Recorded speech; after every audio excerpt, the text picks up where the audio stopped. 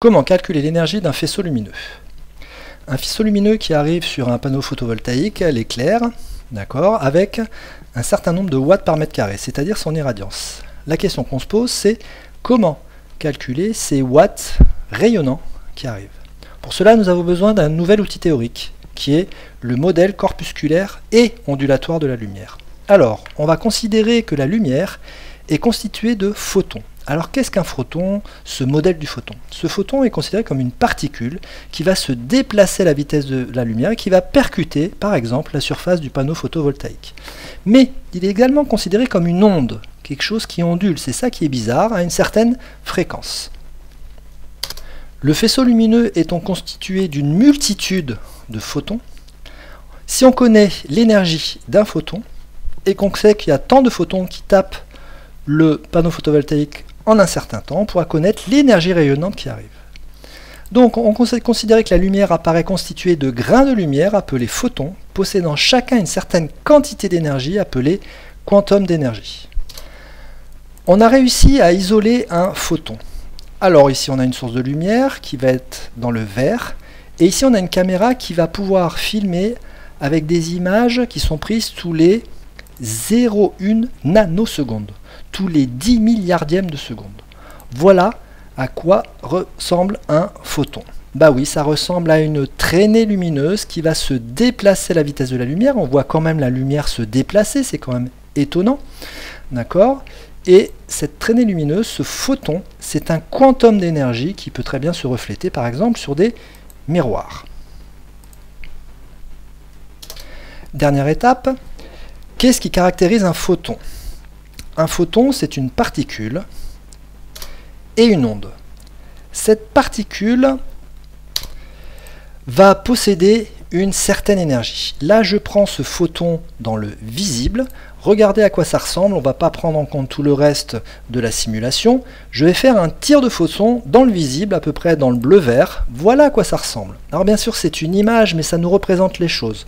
C'est-à-dire que c'est une particule qui va à la vitesse de la lumière, et en même temps, c'est une onde qui ondule à une certaine fréquence. Des scientifiques ont appris à calculer l'énergie d'un photon.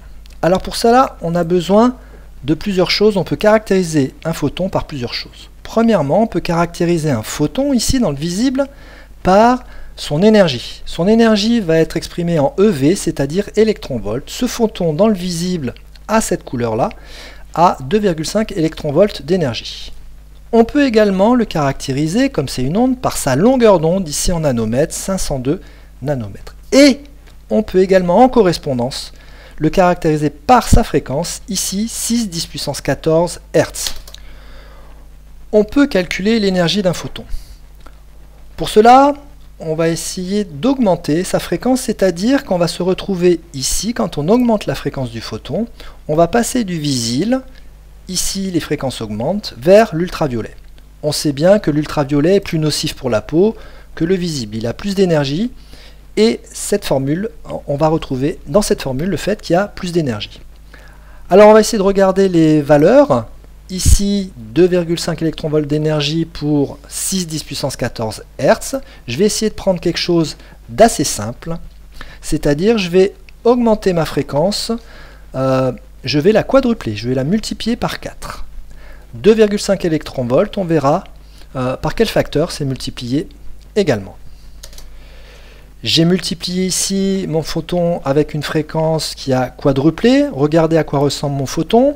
On voit qu'il est passé dans le violet, même l'ultraviolet, donc il n'est pas visible à l'œil nu. On voit qu'il y a beaucoup plus d'ondulation, mais il se déplace toujours à la vitesse de la lumière.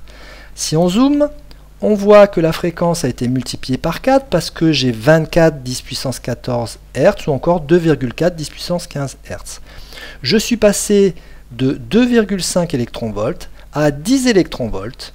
On en déduit que 2,5 x 4, ça fait également 10 électronvolts. Donc on peut en déduire que la fréquence est directement proportionnelle à l'énergie du photon.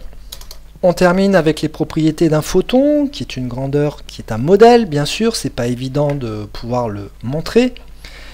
Un photon, on va dire que c'est une particule de lumière, ou en tout cas une onde électromagnétique. Elle n'a pas de masse, aussi bizarre que cela puisse paraître. Elle se déplace bien sûr à la vitesse de la lumière. Elle possède la fréquence ou la longueur d'onde de la lumière émise. Et elle possède une énergie qui va être proportionnelle à la fréquence de la lumière émise.